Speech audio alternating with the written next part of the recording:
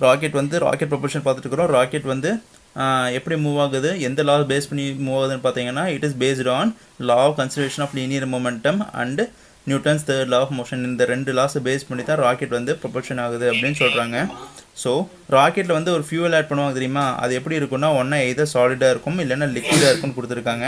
இந்த ப்ரொப்பலன் டேங்க்னா கீழே இருக்கும். ஓகேங்களா, இப்போ ராக்கெட் இப்படி இருக்குதுன்னா ப்ரொப்பலன் டேங்க் வந்து இங்கே இருக்கும். ஓகேங்களா, இந்த ப்ரொப்பலன் டேங்க்கில் தான் இந்த ஃபியூவல் ஃபில் பண்ணுவாங்க. Okay, so when the rocket is fired the fuel is burnt. அந்த ராக்கெட் ஃபயர் பண்ணும்போது என்ன ஆகும்னா அந்த ஃபியூவல் வந்து என்ன ஆகும், அது வந்து பேர்ன் ஆகி என்ன ஆகும், ஹாட் கேஸாக எமிட் ஆகும். ஓகேங்களா, hot gas will be emitted and high speed from the nozzle of the rocket. ஓகேவா, ஃபார் எக்ஸாம்பிள் இப்போ ஒரு ராக்கெட் இருக்குதுன்னு வச்சுக்கோங்க. ஒன்றுமில்ல, என்ன சொல்லிட்டு இருந்தேன்னா ராக்கெட் ப்ரொபல்ஷன் டாபிக் தானே பார்த்துட்டு இருக்கிறோம். இது எதை பேஸ் பண்ணியிருக்குன்னா 2 லா பேஸ் பண்ணியிருக்குன்னு சொல்லியிருக்கிறோம். What are the 2 laws? ஓகேவா, first law is nothing but law of conservation of linear momentum and the second law is based on Newton's third law of motion. Rocket எப்படி move ஆகுது, it is based on 2 laws. First one is law of conservation of linear momentum. Linear momentum என்ன previous classes பார்த்துட்டோம். Quantify the impact of force is nothing but it is a linear momentum, நம்மளுக்கு நல்லா தெரியும். ஓகேங்களா, so next என்னது, Newton's third law of motion. இது 2 லா base பண்ணி தான் நம்மளுக்கு வந்து ராக்கெட் வந்து ப்ரொபல்ஷன் ஆகுது அப்படின்னு சொல்கிறாங்க. What is Newton's third law? Newton's third law is nothing but it is every reaction has a equal and opposite reaction. FB is equal to minus FA ன்னு பார்த்தோமா. So that is nothing but Newton's third law of motion. இந்த 2 law use பண்ணி தான் we are going to make a rocket propulsion. ஓகேங்களா, so ராக்கெட்டில் வந்து பார்த்தீங்கன்னா fuel எங்கே fill பண்ணுவாங்கன்னு பார்த்தீங்கன்னா ப்ரொப்பலன் டேங்க்னு ஒரு டேங்க் வச்சுருப்பாங்க. இந்த rocket there will be a tank called propellant tank. So in the propellant tank that fuels will be filled. The fuels will be filled either in the format of liquid or solid. Liquid இதில் fill பண்ணுவாங்க. ஓகேவா, இந்த rocket is fire, rocket வந்து fire பண்ணும்போது என்ன பண்ணுவோம்னா அது வந்து ஃபியூவல் வந்து பேர்ன் ஆகும். அந்த எது ஆகும், ஃபியூவல் பேர்ன் ஆச்சுன்னா என்ன ஆகும், ஒரு கேஸ் எமிட் ஆகும் தெரியுமா, புகை எமிட் ஆகும் தெரியுமா. ஸோ அது வந்து எமிட் ஆகுமாம்மா, அது என்ன பண்ணணும்னா த்ரைவ் ஆகும், ஸ்பீடை வந்து இன்க்ரீஸ் பண்ணி குடிக்கும் அந்த ராக்கெட்டுக்கு. ஓகேங்களா, அது எந்த வழியாக வரும்னா நாசில் வழியாக வரும்னு போட்டிருக்காங்க. So if you take a rocket, ஒரு ராக்கெட் எடுத்தீங்கன்னு பார்த்தீங்கன்னா கீழே வந்து ஒரு 3 இது மாதிரி வச்சுருப்பாங்க. இந்த மாதிரி இது வச்சுருங்க, இதெல்லாம் நாசில். ஓகேவா, இது வழியாக தான் அந்த ஃபயர் வரும். ஓகேவா, அந்த ராக்கெட் இது கேஸ் எமிட் ஆகி அந்த ஃபயர் வரும். Okay, this is called as nozzle. ஓகேவா, அந்த இது இப்போ என்ன ப்ரொடியூஸ் பண்ணணும்னா மொமெண்டம் ப்ரொடியூஸ் பண்ணுமாமா. மொமெண்டம்னு ஒன்று மூமெண்ட். ஓகேங்களா, ஒரு ஃபோர்ஸ் கொடுத்து ப்ரொடியூஸ் பண்ணுமாமா. ஓகே, தென் என்ன கொடுத்துருக்கான்னு பாருங்கள், டு பேலன்ஸ் திஸ் மொமெண்டம், இந்த மொமெண்டத்தை பேலன்ஸ் பண்ணுறதுக்கு ஒரு ஃபோர்ஸ் கொடுக்குது. அந்த ஃபோர்ஸ் கொடுக்கும்போது என்ன ஆகும், நம்ம டேரெக்ஷனே தெரியாமல் சின்ன பின்னான்னு போகும், ஒரு டேரெக்ஷன் தெரியாமல் கண்ணா பின்னான்னு போயிட்டே இருக்கும். ஓகேங்களா, ஸோ இந்த மொமெண்டம் பேலன்ஸ் பண்ணுறதுக்கு there will be an equal and opposite reaction forces produced. So இங்கே பாருங்கள், equal and opposite reaction producedன்னு சொல்லியிருக்காங்களா. So this is nothing but Newton's third law of motion. ஓகேங்களா, இந்த கம்பஷன் சேம்பரில் வந்து என்ன ப்ரொடியூஸ் பண்ணுவாங்கன்னா ஈக்குவல் அண்ட் ஆப்போசிட் ரியாக்ஷன் கொடுப்பாங்க. எதுக்குன்னா அந்த ராக்கெட் வந்து ஒரே டேரெக்ஷனில் போயிட்டு இருக்கிறதுக்காக they will be giving an equal and opposite direction force கொடுத்துட்டு இருப்பாங்க. ஓகேவா, which makes the rocket forward. இதனால தான் என்ன ஆகும்னா ராக்கெட் வந்து ஒரு ஃபார்வர்ட் டைரெக்ஷனில் மூவ் ஆகும். இல்லைன்னா அந்த ராக்கெட் என்ன ஆகும், திடீர்னு இப்படி திரும்பி போயிடும், இல்லைன்னா இப்படி திரும்பி போயிடும். Okay, in the next pair what they have given is while in motion the mass of the rocket gradually decreases. இந்த மோஷனில் போயிட்டு என்ன ஆகும், அதோட ஃபியூவல் வந்து குறையும் போது அதோட வெயிட்டு குறைய ஆரம்பிச்சிடும். ஏன்னா முதல்ல எடுக்கும்போது ஒரு 100 டன் எடுத்துகிட்டு ஒரு 10 டன் எடுத்துகிட்டு போகிறாங்கன்னா ஃபியூவல் போக போக 2 டன் ஆயிரும். அப்புறம் கிட்டத்தட்ட எத்தனை கேஜி குறையுது, 8000 கேஜி குறைஞ்சிடும். அப்போது அதோட வெயிட் வந்து எப்படி கொஞ்சம் குறையுது. Okay, the motion while in the motion the mass of the rocket gradually decreases. Okay, while the fuel is completely burnt out. ஓகேவா, அந்த ஃபியூவல் வந்து முடிஞ்சு போகும்போது என்ன ஆகும், அதோட mass of the rocket வந்து சுத்தமாக குறைஞ்சிடும் சொல்லியிருக்கிறாங்க. So then next is, since there is no net external force acting on it, எந்த ஒரு ஃபோர்ஸுமே கொடுக்காம அது என்ன ஆகும், அந்த இது வந்து மொமெண்டமில் மூவ் ஆகிட்டே இருக்கும். the linear momentum of the system is conserved அப்படின்னு சொல்கிறாங்க.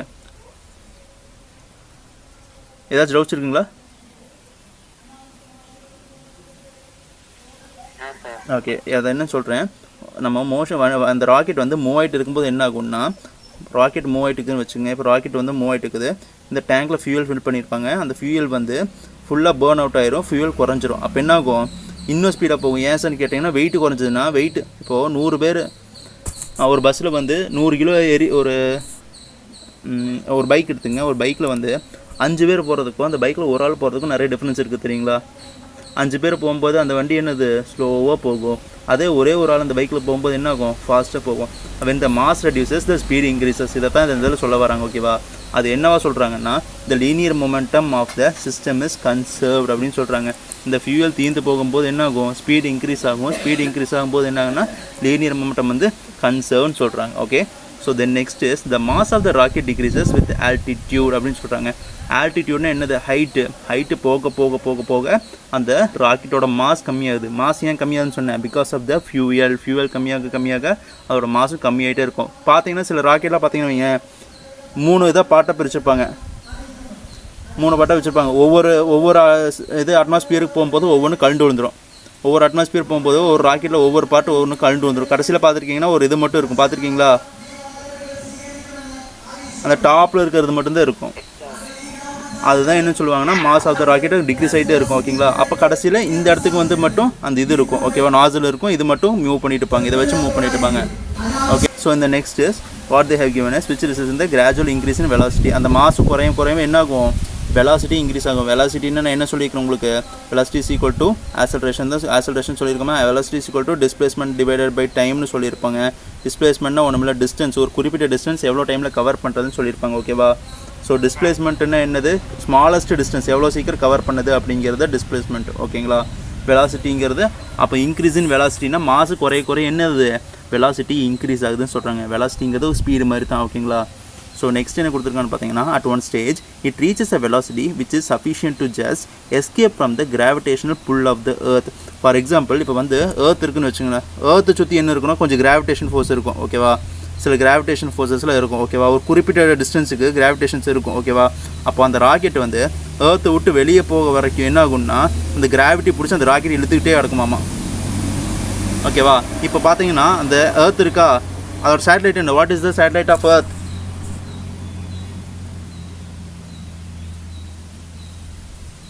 தெரியாதா, நேச்சுரல் சேட்டலைட் எதுன்னு சொல்லுவாங்க, மூன். ஓகேங்களா, நேச்சுரல் சேட்டலைட் மூணு. அப்போ அது என்ன பண்ணுதுன்னா எர்த் வந்து அந்த மூனை வந்து தன்னோட பக்கமாக கிராவிடேஷன் ஃபோர்ஸ் இருக்குனுங்காட்டி அது இழுத்து பிடிச்சிக்கிட்டே இருக்கும். அதனால தான் அந்த மூன் நம்ம கூட இருக்குது. இல்லைன்னா என்ன ஆகும் தெரியுமா, அந்த மூன் வந்து வேறு பிளானட்டுக்கு போயிடும், இல்லை வேறு ஏதாச்சும் யூனிவர்ஸுக்கே போயிடும். ஸோ அதே மாதிரி என்ன பண்ணுன்னா எர்த்து வந்து நம்ம எர்த்துக்கிட்ட வர எல்லா சப்ஸ்டன்ஸையும் என்ன பண்ணுன்னா அட்ராக்ட் பண்ணிகிட்டே இருக்கும். கிராவிடேஷனல் ஃபோர்ஸ் இருக்குங்காட்டி என்ன பண்ணும், அதை புல் பண்ணிகிட்டே இருக்குமாமா. அப்போது என்ன சொல்கிறாங்கன்னு பாரு, at one stage it reaches velocity which is sufficient to just escape from the gravitation pull of the earth. அந்த எர்த்தில் இருக்கிற கிராவிடேஷன் புல் வந்து தப்பிக்கிறதுக்கு ஒரு வெலாசிட்டியோட அந்த ராக்கெட் என்ன பண்ணும், சீக்கிரமாக போயிட்டே இருக்குன்னு சொல்கிறாங்க. ஓகேவா, this velocity is called as escape வெலாசிட்டின்னு சொல்லுவாங்க. அந்த கிராவிடேஷன் புல்லேருந்து தப்பிச்சு போகிறதுக்கான வெலாசிட்டி என்னன்னு சொல்லுவாங்க, they will call it as escape velocity. ஓகேங்களா, இந்த rocket okay okay okay so next topic போயிடலாமா. Okay, next topic is nothing but gravitation. ஓகேங்களா, Newton's universal law of gravitation கொடுத்துருக்காங்க. நியூட்டன் வந்து இன்னொரு லா கொண்டு சொல்லியிருக்காரு. என்னென்னு பார்த்தீங்கன்னா first law, second law, third லாக்கு அப்புறம் என்ன லா சொல்லியிருக்காரு, யூனிவர்சல் லா ஆஃப் கிராவிடேஷன் ஒரு லா சொல்லியிருக்காரு. இந்த லாவில் பார்த்தீங்கன்னா எதை பற்றி பேசுகிறாங்கன்னு பாருங்கள், யூனிவர்ஸை பற்றி பேசுகிறாங்க அண்டு கிராவிட்டியை பற்றி பேசுகிறாங்க. ஓகேவா, இது ரெண்டும் எதை வச்சு பண்ணியிருப்பாங்கன்னு பார்த்தீங்கன்னா எர்த்தை வச்சு கண்டிப்பாக பண்ணியிருப்பாங்க. ஓகேவா, எர்த்துக்கு தான் நம்மளுக்கு இது இருக்குது, யூனிவர்ஸ். எர்த்து எங்கே இருக்குது, யூனிவர்ஸில் இருக்குது. ஓகேவா, அதை சுற்றி என்ன இருக்குன்னு சொல்லியிருக்கிறேன், கிராவிட்டி இருக்குன்னு சொல்லியிருக்கீங்களா, எர்த்தை சுற்றி கிராவிட்டி இருக்குன்னு சொல்லியிருக்கேன்னா. ஸோ நெக்ஸ்ட் என்னென்னு பாருங்கள், என்ன கொடுத்துருக்கான்னு பாருங்கள், இந்த Newton's universal law of gravitation என்ன கொடுத்துருக்கான்னு பாருங்கள். This law states that every particle of matter in the universe attracts every other particles with a force. ஓகேங்களா, என்ன சொல்கிறேன்னா ஒவ்வொரு பார்ட்டிகளும் நம்ம எர்த்தில் இருக்கிற இந்த யூனிவர்ஸில் இருக்கிற ஒவ்வொரு பார்ட்டிகளும் என்னது, இன்னொரு பார்ட்டிகளை அட்ராக்ட் பண்ணிகிட்டே இதாக இருக்கும் அப்படின்னு சொல்கிறாங்க. நான் இப்போ தான் ஒரு எக்ஸாம்பிள் சொன்னேன், என்னது, எர்த் மூன் ஒரு எக்ஸாம்பிள் சொன்னேன்னா, இந்த எர்த் வந்து என்னது அட்ராக்ட் பண்ணிகிட்டே இருக்குது அந்த மூணை. ஓகேவா, ஸோ அதை தான் சொல்கிறாங்க every particle of the matter. இதில் ஒரு மேட்டருங்கிறது எர்த்து, இதில் இன்னொன்றுங்கிறது என்னது மூன். ஓகேவா, இந்த universe attracts every other particle with a force. ஒரு கிராவிடேஷனல் புல் வச்சு என்ன பண்ணுது, அதை அட்ராக்ட் பண்ணிகிட்டே இருக்குதுன்னு சொல்கிறாங்க. ஓகே,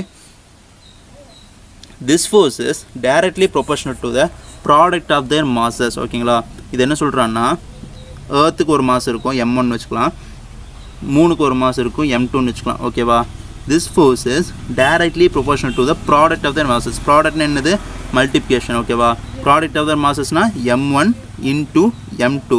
அதுக்கு முன்னாடி என்ன சொல்லிக்கிறான், force is directly proportional to product of their massesன்னு சொல்லிக்கிறான். அப்போ force is directly proportional to m1 into and m2 ஓகேங்களா. நெக்ஸ்ட் என்ன கொடுத்துருக்கான்னு பாருங்கள். And inversely proportional to the square of the distance between them. Inversely proportional to the square of the distance between the centre of the masses. அது ஒன்றும் இல்லை. இப்போ இங்கே ஒரு ஆப்ஜெக்ட் இருக்குது, இங்கே ஒரு ஆப்ஜெக்ட் இருக்குது. இது எர்த்து, இது 3 ஓகேங்களா. இதுக்கு உண்டான டிஸ்டன்ஸ் இருக்குது தெரியுமா, இந்த சென்டர்லேருந்து இந்த சென்டர் வரைக்கும் உண்டான டிஸ்டன்ஸ் இருக்குதுல்ல, இதை என்னன்னு சொல்கிறாங்கன்னா ஆறுன்னு சொல்லுவாங்க ஓகேவா. இந்த டிஸ்டன்ஸு ஆறுன்னு சொல்கிறாங்க. அதை என்ன பண்ணுறாங்கன்னா ஃபார்முலா படி என்ன சொல்கிறாங்கன்னு பாருங்கள். இன்வெர்ஸ்லி ஃபோர்ஸ் இஸ் இன்வெர்ஸ்லினா 1 ப்ரொபோர்ஷனல், அதுதான் இன்வெர்ஸ்னு சொல்லுவாங்க ஓகேவா. Inversely proportional to the square of the distance between the centre of this masses. Square of the டிஸ்டன்ஸ்னால் இங்கே டிஸ்டன்ஸ் என்னன்னு சொன்னேன், இந்த இதுக்கும் இந்த சென்டருக்கு என்ன டிஸ்டன்ஸ் சொன்னேன், ஆறுன்னு சொன்னேன்னா square of the masses square of the டிஸ்டன்ஸ்னு சொல்லியிருக்கிறேன். அப்போது ஆர் ஸ்கொயர்னு போட்டுக்கலாம் ஓகேவா. Force is directly proportional to the product of the மாசஸ்ன்னு ஒரு லா சொல்லியிருக்காரு. இன்னொன்று அதிலே என்ன சொல்லியிருக்கிறான்னா, and force is inversely proportional to the square of the distance between the centre of this masses. இந்த சென்டர்லேருந்து இந்த சென்டர் வரைக்கும் எடுக்கிறது ரேடியஸ் ஓகேங்களா. அதுக்கு இன்பிட்வீன் டிஸ்டன்ஸ் இருக்கிறது ஆறுன்னு எடுத்துருக்கிறோம் okay. So it is inversely proportional to the square of the distance between the centre of this.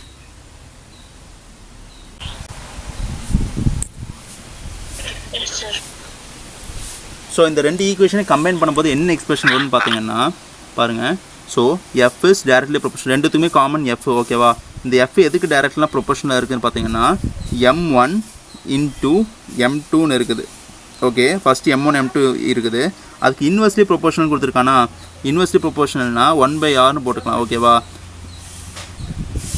F is inversely proportional இப்படியும் போடலாம் ஓகேவா, 1/r² போட்டுக்கலாம் ஓகே. எஃப் இஸ் இன்வெர்ஸ்லி ப்ரொபோர்ஷனல்னா 1/r² போட்டுங்க. அப்போது எம் இதை ப்ராடக்ட் பண்ணும்போது எஃப் டைரக்ட்லி ப்ரொபோர்ஷனல், இது ரெண்டும் காமனாக இருக்கும். அப்புறம் மிச்சம் என்ன இருக்குது, 1 into m1 into m2ன்னு வரும் ஓகேவா. So F is directly proportional to m1 into m2 divided by r² and inversely proportional to r² சொல்லுவாங்க. ஸோ இப்படி தான் இந்த ஃபார்முலா வந்துருக்குது. இந்த directly proportional sign எடுக்கணும். to remove this directly proportional sign we should add some constant.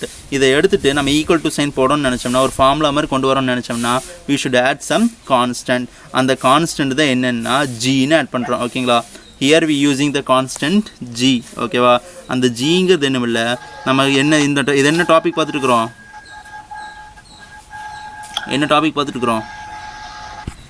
Universal law of gravitation தானே பார்த்துட்டுருக்குறோம். அப்போது அந்த ஜிங்கிறது என்னதுன்னா யூனிவர்சல் கிராவிடேஷன் அப்படிங்கிறது அர்த்தம். ஸோ அதுக்கு வந்து சயின்டிஸ்ட்லாம் என்ன பண்ணியிருக்காங்கன்னா ஒரு வேல்யூ ஃபிக்ஸ் பண்ணியிருக்கிறாங்க. இந்த யூனிவர்சல் லா ஆஃப் கிராவிடேஷனுக்கு, யூனிவர்சல் கிராவிடேஷன் கான்ஸ்டன்ட்டுக்கு இந்த ஜிங்கிறது கான்ஸ்டன்ட்னு சொல்லியிருக்கிறேன். So we call it as universal gravitation கான்ஸ்டன்ட்னு சொல்லுவோம்.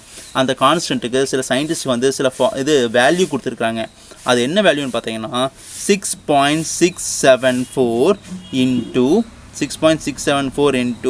10 to the power of -11 Newton meter square kg -2. இது எப்படி வந்துச்சுன்னு நான் உங்களுக்கு சொல்லிடுறேன் ஓகேவா. இந்த வேல்யூ எப்படி வந்துச்சுன்னு தெரியாது, இது எப்படி நீங்கள் ஞாபகத்தில் வச்சுக்கிறது வேணும் சொல்லிடுறேன் ஓகேவா. இந்த 6ங்கிறது இந்த ஜிசிங்கிறது என்னது, கிராவிடேஷனல் கான்ஸ்டண்ட்டாக. இந்த ஜி எழுதுறது எப்படி இருக்குன்னா 6 எழுதுகிற மாதிரியே இருக்குதாமா ஓகேவா. அதனால 6 ஞாபகம் வச்சுங்க. அதுக்கப்புறம் ஒரு பாயிண்ட் ஞாபகம் வச்சுங்க. இது என்னென்னா சயின்டிஃபிக் நோட்டேஷன்னா பாயிண்ட் கண்டிப்பாக வரும் ஓகேவா. ஒரு நம்பருக்கு அப்புறம் சயின்டிஃபிக் நோட்டேஷன்னா பாயிண்ட் வந்துடும் ஓகே. ஸோ 6 பாயிண்ட் அப்புறம் இன்னொரு 6 வச்சுங்க ஓகேவா. இன்னொரு 6 வச்சுங்க. 6க்கு அப்புறம் என்ன நம்பரு 7 ஓகேவா. 6.67 வரைக்கும் ஞாபகம் வச்சுக்கேன் ஓகேவா. தென் ஒரு நம்பர் 4 மட்டும் ஞாபகம் வச்சுங்க.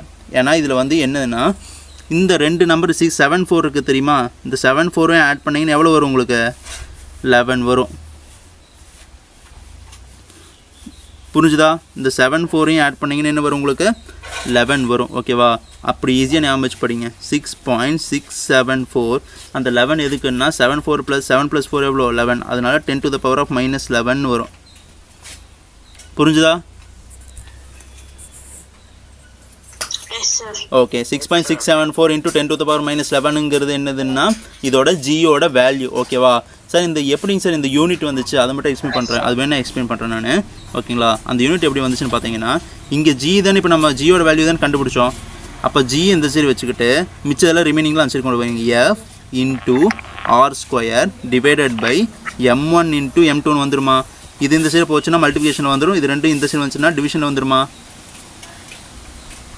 ஓகேவா? ஸோ அப்போது ஃபோர்ஸோட என்னது யூனிட் என்னது நம்மளுக்கு தெரியும், நியூட்டனு. ஓகேங்களா? தென் ஆருங்கிறது டிஸ்டன்ஸ்னால் என்னது லென்த்தோட ஃபண்டமெண்டல் யூனிட் என்னது, it is nothing but metre. ஓகேங்களா? அப்போது ஆர் ஸ்கொயர் இருக்கிறங்காட்டி we can write it as m square. ஓகேங்களா? ஸோ டிவைடட் பை இருக்குது, டிவிஷன் என்னது, டிவிஷனில் என்ன கொடுத்துருக்குறான், m1 இன்ட்டு m2. மாஸோட யூனிட் என்னது, it is nothing but kilogram. அது டிவிஷனில் இருக்கிறங்காட்டி we are using மைனஸ். அப்போ எத்தனை மாஸ் இருக்குது, 2 மாசஸ் இருக்குது, m1 இருக்குது m2 இருக்குது, அதனால -2. ஓகேங்களா? nm square kg -2. புரிஞ்சுதா இந்த யூனிட் எப்படி வந்துச்சுன்னு?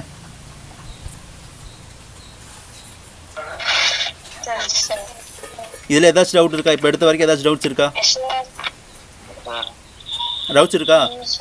டவுட் இல்லையா? ஓகே, இப்போ எடுத்த வரைக்கும் எல்லாத்துக்கும் புரிஞ்சது இல்லை? ஓகேங்கண்ணா. ஓகே, இல்லை ஏதாச்சும் கிளாரிட்டி இல்லைன்னா ஏதாச்சும் இல்லைன்னா கண்டிப்பாக கேளுங்க. ஓகேவா?